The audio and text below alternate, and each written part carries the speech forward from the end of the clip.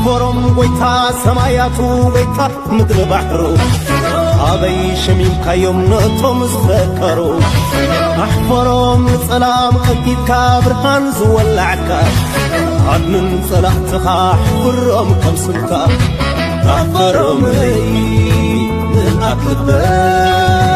أحفرهم لي أبن حزبي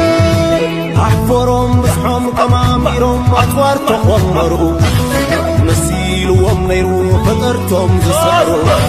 أحفرهم موني تخالي لأختهم يحزنوا ملكت سعرتهم وجو يكدنوا محلى نيكت سانتا زحابيو سلكي المفترات سيطان زساسيو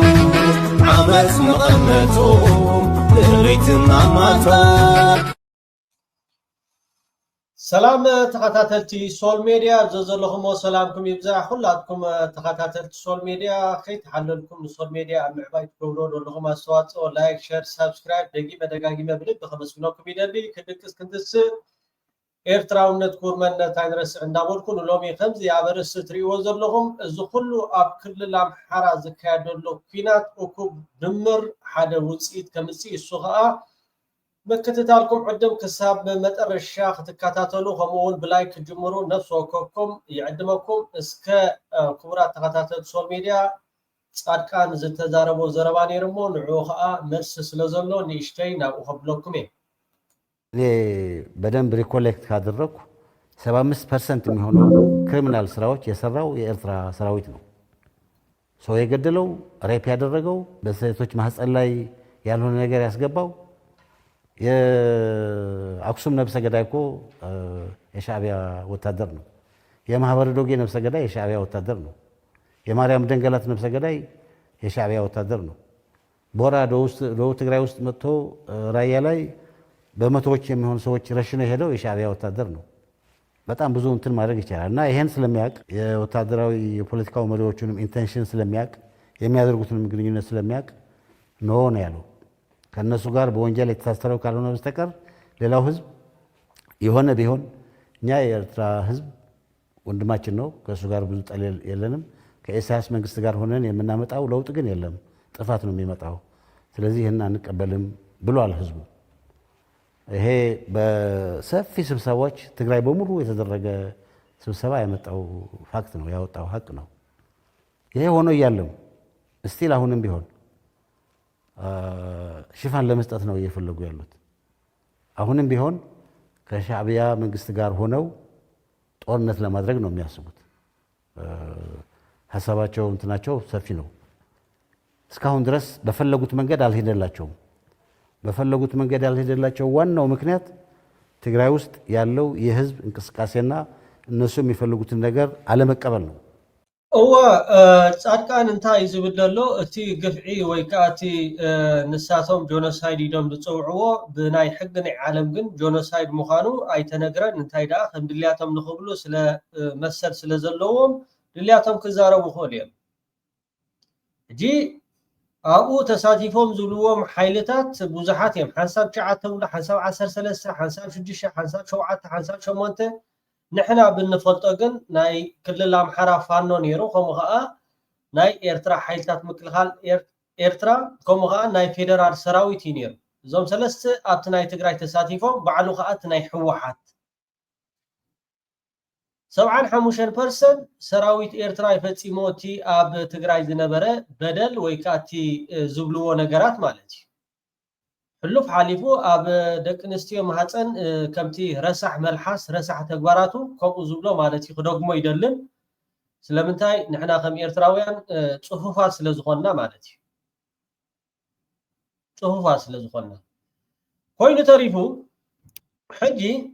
ንሕና ጭብጥታት ኣለና። ጭብጥታት እንድሕር ዳ ሃልዩኩም ኮይኑ ኣብ ማሕበራዊ ሚድያ መፂኹም ዘይኮንኩም ክትልፍልፉ ዘለኩም ኩለን እተን መስማር ድዩ ማርቴሎ ድዩ ስካርቤሎ ድዩ እምኒ ድዩ ሑፃ ድዩ ገለ ኣትይዎን ገለ እንዳበልኩም ክትዛረቡ ትውዕሉ ብኔቸር ወይ ከዓ ብተፈጥሮ ብሳይነስ ከማን እንድሕር ዳ ንሓደ ዒሸል ቆልዓ ከምዚ ማህፀን ጓል ኣንስተይቲስ ከምዚ ከፅንሕ ይኽእል ድዩ ወይ ከዓ ከብል ይኽእል ገለ ኢልኩም ቤት ፍርድ ከይከብኩም እንኳን እቲ ፍርድ ክትረኽብዎ ትኽእሉ ኢኹም እሱ ይኮነን ግን ናይ ፌደራል ሰራዊት ኣብ ልዕሊ ህዝቢ ትግራይ ዝገብሮ ዝነበረ ብቪድዮ መልክዕ ዝተተሓዘ ኣሎ ናይ ሓይልታት ምክልኻል ኤርትራ ሕሉፍ ሓሊፍኩም በዓልዛ ጓራያ ንስኻ ብዘዋደድካዮ ሰልጠነ ብዘዋደዶ ጓራያ ካብ ስዑድ ዓረብ ካብ ድስቲ ምሕፃብ ሓሚመዶ ገሌላ ገንዘብ ኣኻኺባ ኸይዳ ኣብ ትግራይ ሓንቲ ድራማ ሰሪሓ ብናይ ሓይልታት ምክልኻል ኤርትራ ድራማ ንሕና ግን ቪድዮ ኣለና ጭብጥ ኣለና ፌደራል ኣብ ልዕሊ ህዝቢ ትግራይ እንዳጋፍዐ ከምኡውን ኣብዚ ክሪኦ ኣይደልን ብሕግና ዩቲዩብ ኣይፍቀኒ ሞይቶም እናሃለውን ብጎቦ እንዳፅረፍዎ ዘርኢ ነገር ኣሎ እዚ ግን እንታይ እዩ ትግራዋይ ብሕልፊ ትግራዋይ ቀንዲ ንዓና እዚ ልዕሊ ሸይጣን ፀላኢና ኣብ ዓለም እንድሕር ሃልዩ ኮይኑ ጻድቃኒ ልዕሊ ሸይጣን ፀላኢ እንድሕር ሃልዩ ኮይኑ ጻድቃኒ ንህዝቢ ትግራይ ከዓ ከምኡ ማለት እዩ እዚ ናይ ፌደራል ሰራዊት እዩ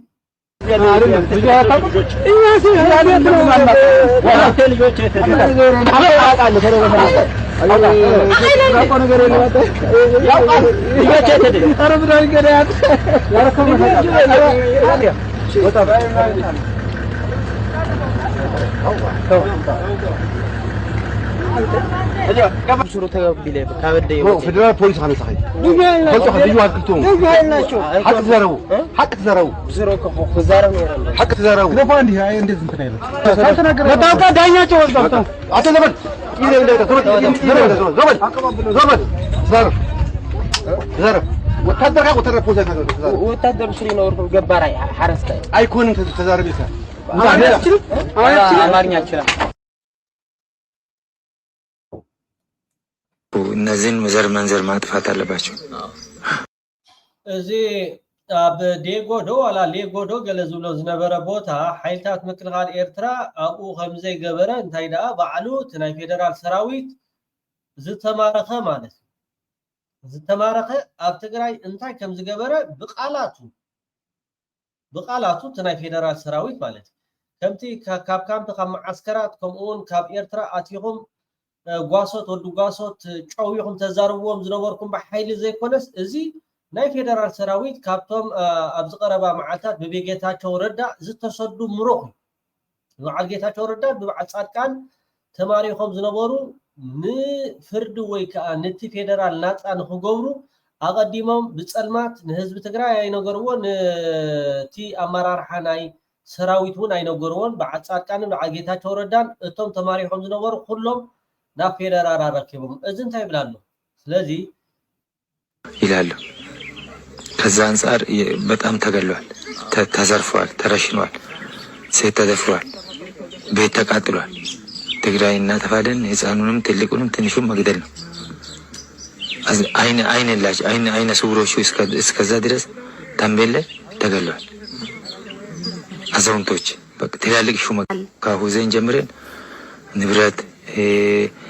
ቴሌቪዥን ፍራሽ ወርቅ ገንዘብ ምን ዝርፊያ ነበር እኔም ዘርፊያለሁ ሌላም ዘርፈዋል ከባድ ዝርፊያ ነው ነበር ትንሹንም ትልቁንም ሁሉም ምኑም መውሰድ መዝረፍ ህዝብ ቤት ተረግጦ ተገብቶ ንብረት መዝረፍ ንብረት ሁሉ ነገር በቃ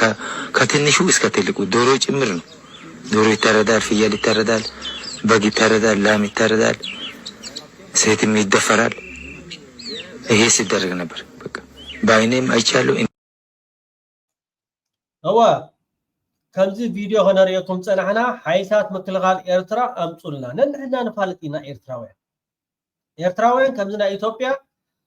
ወይ ከዓ ከምዚ ናይ ካልእ ሕብረተሰብ ኣብ ዓለም ኣብ ሓደ ሃገር እንዳነበሩ ዘይፋለጡ ንሕና ንፋልጥ ኢና ኣነ ኣስመራ እንድሕር ዳኢልካ ወዲ ገዛውተይ ክፈልጠኒ ንኽእል መምሃርተይ ወዲ ኣሃዶይ ዝነበረ ከምኡኹን ሰዋ መተዓልምተይ መራኸብስ ኣለና ሰሎሞን እንድሕር ዳ መን ኢልካዮ ወፂኦም ዝዛረቡ ሰባት ኣሎ ኣብ ትግራይ ዲ ኣብ ኢትዮጵያ ብሓፈሻ ሓደ ሰብ ወፂ እንድሕር ዳ ተዛሪቡ ዓዲ ይፋለጡ ዓውዲ ይፋለጡ ገለ ይፋለጡ ኣይፋለጡን እዮም ከም ሕብረተሰብ ስለዚ ጭብጥ እንድሕር ዳ ሃልየካ ኮይንካ ጻድቃን መሰልትኹምን ኣብዚ ማሕበራዊ ሚድያ ክትዕጎርግሩ ዝቐንኹም 75 ሚእታዊት ሓይልታት ምክልኻል ኤርትራ እዩ ኣብ ልዕሊ ህዝቢ ትግራይ ከምዚ ጌርኩ ብምባል ንዛት ጽምዶ ባእኻትኩም ጽምዶ ዝዕንቀፍ ኣይኮነን ህዝቢ ትግራይ እውን ነቂሕልኩም እዩ እንድሕር ኣሊኩም ኮይኑ ቪድዮ ከምዚ ጌርኩም ዘርግሑ ጭብጢ ስቁልካ ክዳን ናይ ሰራዊት ኤርትራ ከዲንካ ምዝራብ ዘይኮነስ ብጭብጢ ከምዚ ምፂናልኩም ደለና ማለት ካልእ እውን ብዙሕ ኣሎ እንድሕር ዳ ደሊኹሞ ክሰደልኩም ንኽእል ኢና ተጋሩ እንድሕር ዳ ደሊኹሞ ናይ ፌደራል ሰራዊት ብክሻ እትዮም እንዳፅደፍኩም ከምኡውን ብቀቲሎም እንዳረሸኑኩም ዘርኢ ቪድዮታት ኣሎ يغني يلي እዚኣ ተኣኽለኩም እያ ማለት እዩ ነዚ ኸይድ ዝቐነየ ዝኽልተ መዓልቲ ዕግርግር ኣብ ማሕበራዊ ሚድያ እዚኣ ተኣኽለኩም እያ ከምዚ ኣምፁለይ ሓተኩም ኣለኹ መልሱለይ ኦኬ ናብ ክልል ኣምሓራ ክንከይድ ከምዚ ትሪእዎም ዘለኹም እዚኣቶም ህዝባዊ ማዕበል እዩ እንዳተቐየረ ዝኸይድ ዘሎ እቲ ናይ ፋኖ እቲ ብብዝሒ ብረት ዝተማረኸ ፋኖ ኣብ ዝሓለፈ መዓልታት ፃውዒት ንህዝቢ ኣዳሊ ነይሩ ወይ ከዓ ኣቕሪቡ ነይሩ እሱ ከዓ እንታይ ዝብል ብብዝሒ ብረት ተማሪኹ ስለ ዘሎ ብዝተኻለኩም መጠን ክትስለፉ ኣብ ጎንና ብምባል ፋኖ ፃውዒት ድሕሪ ምክኻዱ እዚ እትኦም ትሪእዎም ዘለኹም ህዝባዊ ቃልሲ እንዳኾነ ይኸይድ ኣሎ ህዝባዊ ቃልሲ ማለት ከዓ ንህዝቢ ክስዕሮ ኣይትኽእልኒ ኢኻ ንህዝቢ ክስዕሮ ኣይትኽእልኒ ኢኻ ዓብይ ድዩ ንእሽተይ ድዩ ኩሉ ነገር ከምዚ ትሪእዎ ዘለኹም ማለት እዩ ኣብ ማሕበራዊ ሚድያ ዝነጥፍ ዳርጋ ኢድን ጓንትን ኮይኖም ክሰርሑ ጀሚሮም ኣለዉ ካብኡ ሓሊፍካ እውን እዚ ንሪኦ ዘለና ባይታ ብረት ነቲ ዝተማረኸ ክዓጥቁ ጀሚሮም ኣለዉ ህዝባዊ ቃልሲ ቀይሮሞ ከም ዘለዉ ክንሕብረኩም ንደሊ ናብቲ ዝቕፅል መደብ ክንከይድ ኣብዚ እዘን ሎጎ ወይ ከዓ እዘን ኣርማ ትሪእዎን እንድሕር ሃድሊኹም ናይ ዓፋር ብሄራዊ አንድነት አቤታዊ ግንባር ይበሃል ናይ ዓፋር ኣማራ ፋኖ ብሄራዊ ኃይል ከዓ ይበሃል እዚአን ክልተ እቲኣ ናይ ክልል ዓፋር ኮይና እቲኣ ከዓ ናይ ክልል ኣምሓራ ማለት እዩ እዚኣቶም ጽምዶ ገይሮም ኣብ ሓደ መጽኦም ከም ዘለዉ እቶም ናይ ክልል ዓፋርን ናይ ክልል ኣምሓራን ከምዚ ኣብ ስእሊ ትሪእዎ ዘለኹም ሓደ ካብቶም ኣብ ኤርትራ መጽኦም ዘለዉ ናይ ክልል ዓፋር ብብዝሒ ናብ ኤርትራ ደቡባዊ ቀይሕ ባሕሪ ዝኣትዉ ዘለዉ ምስ ህዝቢ ኣምሓራ ኢድን ጓንትን ኮይኖም ክሰርሑ ምስ ፋኖ ኣብ ሓደ ስምምዕ በፂሖም ከም ዘለዉ እዚ ከዓ እኩብ ድምር እንታይ እዩ እንድሕር ዳ ኢልና እዚ ናይ ፋኖ ዝካየድ ዘሎ ኩናት ኣብ ትግራይ እዚ ናይ ፋኖ ዝካየድ ዘሎ ኩናት ኣብ ክልል ኣምሓራ ብጣዕሚ ወሳኒ ዝገብሮ ከዓ ቅድሚ ሕጂ ከም በዓል ጋሸና ከም በዓል ወረዒሉ ከምኡውን ከም በዓል ወልድያ ወሎ ዝኣመሰላ ብዙሕ ኣብቲ ዝነበረ ኩነታት ናይ ሕወሓት ዳርጋተን ብብዝሒ ሽመን ዝጥቀስ ዝነበረ ቦታታት ኮይነን ካብኡ ዝሓለፈ ግን ሰራዊት ናይ ፌደራል ካብን ናብን ክንቀሳቀስ ኣይከኣለን ኣሎ ኣብ ሰዓት ሕጂ ማለት እዩ 11 እዝ ኣሎ 11 እዚ ሰራዊት ናይ ፌደራል ብ11 እዝ ዝቆመይ ካብ ኩሉ ክልላት ካብ ኩሉ ቦታታት ኣኻኺቡ ማለት እዩ ናይ ሞትን ሕየትን ስለ ዝኾነ እዚ ኣብ ወረዒሉ ጋሸና ላሊበላ ከምኡውን ወልድያ ወሎ እዚ ናይ መጨረሻ ዕርዲ ናይ ኣዲስ ኣበባ እዚ እንድሕር ደኣ ሙሉ ብሙሉ እንድሕር ደኣ ፈሪሱ እዚ 11 እዚ ናብኡ ይእትይዎ ኣሎ ብምብራቕ ናይ ፋኖ ሓይሊ እንድሕር ደኣ ምስ ናይ ክልል ዓፋር ናብቲ ናይ በዓል ሚለ ርክባት እንድሕር ደኣ ጀሚሩ ብጎረሮ ሓኒቆም ንኣብይ ኣሕመድ ኣብ ውሽጢ ካሊኢት ክቐትልዎ ይኽእሉ እዮም ክብለኩም ከለኹ ጎረሮ ሒዞም ዓለም ርድእኒ ድሮውን ጀሚሩ ኣሎ ዓሰብ የኛ ነው ገለዶ ዝብሎ ዝነበረ ኩሉ ነገራት እትፈኸራ ኣቋሪፁ ናብ ምንታይ ወሪዱ ኣሎ ሕጂ ንራዳዳዶ ብሰላምዶ ገለ ዝብል ዘረባታት ማለት ዝብእ ክሳብ ዝደልዎ ይሕንክስ ከም ዝበሃል እዚ ናይ ፋኖ ሓይሊ ካብ ግዜ ናብ ግዜ ካብ ጉይ ሙዓድ ክሳድ መሓስ ይዛረቡ ኣለዉ እቲ ዘረቦም ከዓ እንታይ እዩ ትማሊ ፋኖ ተኪሱ ወይ ከዓ ገለ ገይሩ ዝሃድም ዝነበረ ወይ ከዓ ዘዝልቕ ዝነበረ ሕጂ ግን ፍሉይ ታክቲክ ፍሉይ ቅዲ ኩናት ካብቲ ናይ 91 ዝነበረ ከምኡ ናብዚ ናይ ሕጂ ናይ ትግራይ ናብ ኣብ ደገ ደብረ ብርሃን ክወጽ ከለው ዝተካየደ ዘይኮነስ ፍሉይ ስርሒት ማለት እዩ ናብ አዲስ አበባ ከይኣተኻ ንአዲስ አበባ ከመይ ጌርካ ከም ተፍርሶ ማለት እዩ እዚ ስለ ዝኾነ ሕጂ አብይ አሕመድ 11 እዚ ናይ ሞትን ሕየትን ነተን ኩለን ኣኪቡ ማለት ሰራዊት ናብ ክልል ኣምሓራ ይእትወሎ ናብ ኤርትራ ዳበየኒ ካ ክትመጽእ ንዝብል ሕቶ ናብ ኤርትራ ክመጻሉ ዝኽእል መገድታት የለን بخلل عفار كمتصاي كني بخلل تግራይ كمتصاي كني أمحارة لعل زغونة نجارات نتذكر دلو أبي أحمد إزي تاكتيك إزي بتعمي أزي خم بتصلله جانا ختصل المخان كها بزقات أمون حبرة كان فوتو نقيد إثيوبيا ولا تنكف كنبلا أتهونتات كم تري وزلهم يتي فانو دوايت واقعي ኢትዮጵያ አትፈክርን ከላን ኦርና አፍሪካ አልሂም መخزبط ያትብል አዓምለኒ አጽዋራሎ ተሸሚትሎ ሰብ ሚትንገለ ሚሊዮን ያትብል እቲ ከምስ ገይሩ ክሳብ ከተማታት መሓዝ በጽሕ ዘሎ ኣብ ኢትዮጵያ ኻኒ ደባይ ተዋጋይ ፋን ተዛዓበ ጠበንጃናቱ ደሽካ ሒዙ ዝኸይዲ ካለ ተወሳኺ ሚሳይላትን ታንክታትን ዘይብሉ ሓይሊ ከተማታት ይሕዛላ እዚ ኮለ ሓይላ እንተ ኮይና ተፈክርተልና ነቲ ዝጋገዝ ነበረ ጥራሕ ገርሞ ዝኽእል نحن نتزاربنا مسيناينا حدا مسرت خوينات أديس أبابا مبر خوينات عصب ويصيرون ناس بهليلا زقود دايز خمسون كله أديس أبابا أب عصرت حمشة قريسة زخون خون حيلي نناتو خباب حيزو حزب الناس تجفشفه هنساتات النافرسو ناب عبد خوينات تغير له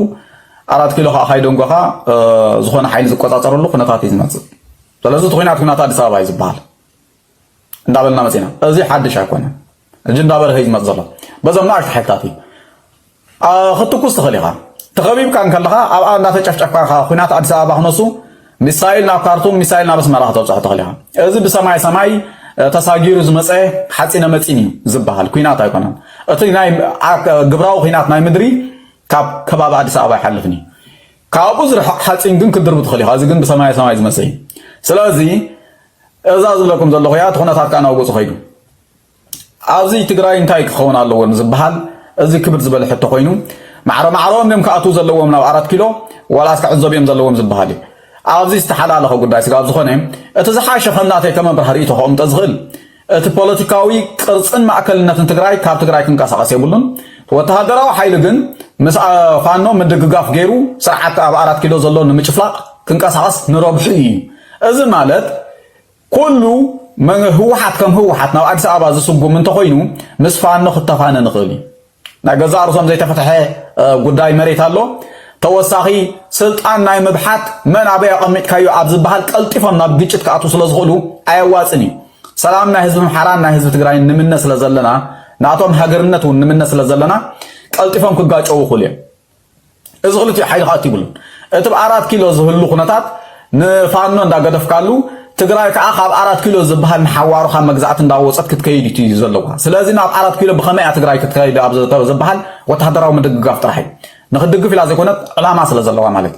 البوليتيكاو ما أخلنا تقراي جن كاب تقراي كن كاس عصي يقولون هو حتى تقراي كن كاس عصي يقولون كأمنا ماله وانا فاهمه نحن على منا ناس تقراي أي تشاهدوا 4 كيلو مسينا حجون نحنا هي سلطان بمجباتن بخالو قدياتن مسحاتكم كنوا قارا قصينا لكم كايت سكوفو زسكفوا لنا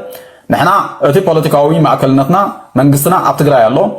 عبزل جن إذا سرعة زي كي تقبره زمن الله صحته تحصل زي الله كنا دقاقة فينا إلكا تقبره شعو أمانغوز قبرو مردات الله وتخينهم كم منجست تقرأين كم منجست محرام كونكا تقبره مردات موت مالتي بصراحة ما قد نخفتح بحيلة تخينهم فتحوا كل اتحادي خاد حركة ما خطب بالعها مالت هني عطو بوليتيكاوي دحرا بايتا نا عدم حرا خطريو خلاون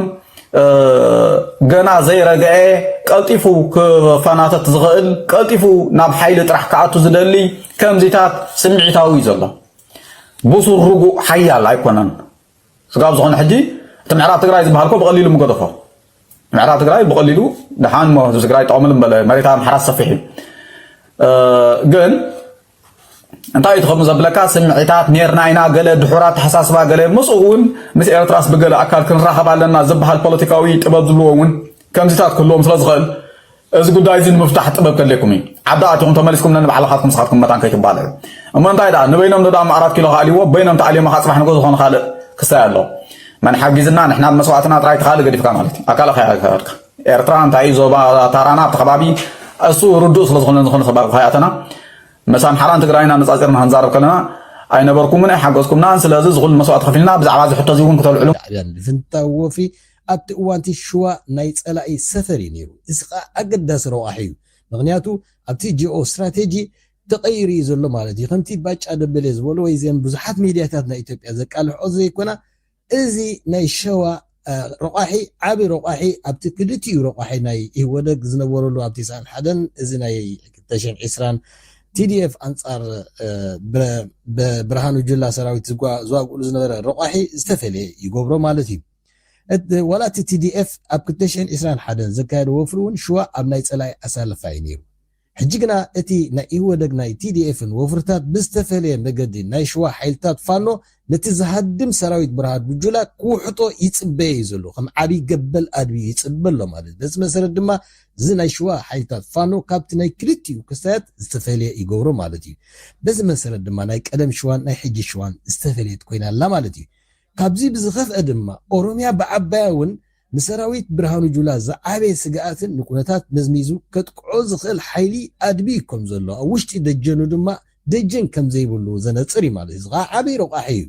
بحصر زبالة دما ازي ابتنا يشحن جاعتمي تيسان حدن هو دقم الشعبي او الفنت جير غوفر كله ازنا شوان ازنا اروميان كال اسلال فاي دجيني نيرو نايت شعو إثيوبيا تبهاز نغرد حجيقن تراي حيزي تريف زلو أبي أحمد بمورو هزبي أنصارو سراويتو بمورال مقرن كله تداغيمو كمون دجن ناتي زبلو هزبي وخنا دي زبلو ختبا وحس يبولون إلان بزلنا مالت بحسر زبالة زنا حجي بفيدرال ناي زبل ساقوا زصواع سراويت أبي بتاريخ إثيوبيا اتي بمسروتو نهيز بي دقف زي بلو زحامق او تهدرون تتاو تكال زلو اتي انكو زحامقن دجن زبهال زي بلو سراويت ابرئس مخانو عسرت حدا زخون ازتات اقيمون زخونه بقعات يكون مورال زي بلو بخبخ سراويت كم زخونن ابايتا نريو لنا مالتي ابنت ابغاشنا نملاس نلعلي سلست جزيه كسعنا اير ولدن فولي حيلتات كوماندون اسليفو زعابي مكانايت حيلو أبو حيلتات درونن بجيتن تسني كومباين زغونه وق أكايرو نزا قاشنا كملسا زي ما خالو كسع كندي ويك زغونه ميليتارين سيكوريتين انستيشن كمزلو زمل كتير جون دارقا بمولو سراويت أبي زلو عقمضاتو كاب كلو كبابيتات سحيبو نقاشنا داقم كقواصان حيقن كبابي عندما 10 شومنت مكاين كاب بحر دارون بزح سراويت يقعزي زلو برتع وق كاي كايدالو سلامتاي إزي وق ناي قاشنان ناي ورا إلون كونن أمباسلن مالت نابتي مبرع قوص اندحر كيدو ميل سوردو اندحر دا زي قصاصر انفت حيزو مغنياتو حيلتات فانو مستي ناي عطق حيل ناي عفار وعل غيرم سلازلو ناي صمدو ابزي زخفت وق دما بغورورو زبتق سلازغنا ابي زلو حيلي اسليفو ناو اوافيرلو نبلوكم علينا اذا مالت كاني ازي ابي زغورو زلو وق عردني اديس ابا يو ابزي وق زكايدو مالتي አዲስ አበባ ንምክልኻል እዚ ኩሉ ሓይልታቱ ብሙሉ ንጽፉን ሕሉቡን ናይ ኮማንዶታቱ ኣየር ወለዱን አሎ ዝበሃል ናይ ድሮን መጥቃዕትን ናይ ውግእ ነፈርትን ኣሰሊፉ ዝሓበየ መከናይ ዝሓይል ኣሰሊፉ ካብ ባህር ዳር ጎንደር ከይተረፈ ሰሒቡ ካብ ደቡብን ከይተረፈ ኣምሳብ ክጎትት ይድፅዕር ዘሎ እዚ ማለት እንታ እንኮ ናይ ህይወቱ ናይ 4 ኪሎ ትንፋሱ ኣብዚ ዝካየድ ዘሎ ውግእ ከም ዝውሰን ስለ ዝተገንዘበ እዩ እንተኾነ ትኽሳዕ ሕጂ ኣፅቢ ኣድቢዩ ዘሎ ናይ TDF ናይ ኦላ ናይ ዓፋር ዕጡቕ ሓይልን بوغن مبرع وق انت غفيتم ابي كاب غاشنا نلاعل ميل سورد مسمر اديس ابا انت تبديحو كتصاور زيك السعرت كغطمو يطراي زي كونه كيف تو ناي معرباو طالقا كحاتتن كطرعن كطارعن كنرينا مالتيو زي دما ابوسان مدرق مصيحكم زلون درون اتني ارترا خور غديفو ني ارترا ناب سلامه وزتن ممصان ان كان حبان زبل حطتاتن يوخبل زدللو السجن كان حجز هابو زغلطة عمت وفرتات قبرو صانحة نيرترا بوقعي وقع وجلاس لزغنا حجينا UN كسيسو إرتران حوحاتن كتقعني يدالو لو زلو زي مستيك كل زغلطة عمت حيل خمزلو عقم خمزلو كوا في تبق اوكي كبرات تخاتلتي سول ميديا مورال هابو خمون سبسكرايب بمقبار ابارات عويهم بتعم دس دبليو تا كنبلاد صنعنا سا اب اديس ابا يكون نكودا ابي يخودا عند حرداينا تي 11 ازي اتيلو اب كلل امحرا درون كصانانعو جميرهم አለው ካብቶም ላዕለው ሰበስልጣናት ናይ ብልጽግና ሓደ ካብቶም ናይ ክልል አምሓራ ዝመርሕ ደሎ ንፋኖ ንስዕሮ ለና ንፋኖ ንዝርቅሞ ለና ንፋኖ ነብሎ ለና በወገኖም ካ ፋኖ ካ መልስ ይቦም አለው ስትራቴጂካሊ አዛብተዋል አሁን የተወሰነ የቀሩትን አመራሮችና የቡድን መሳሪያዎች የማጥፋቱን የጸረ ሽምቅ እንቅስቃሴ ከክልሉ የጸጥታ ኃይል ጋር አቀናይተን እየሰራንበት ያለና ግዳጅን እየፈጸም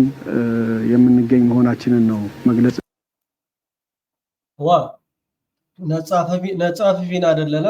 ጽቦ ነገራት ይዝኸደልና አይደሉት ኩነታት ስለዚህ እንቲ አባይታ ዘሎ በሐሶት ይዚ ትሪ ወደለኩም ጀነራል ለማዓት መጪው ከምድር ተራይ ማለት ይቦገን ፋኖ ካ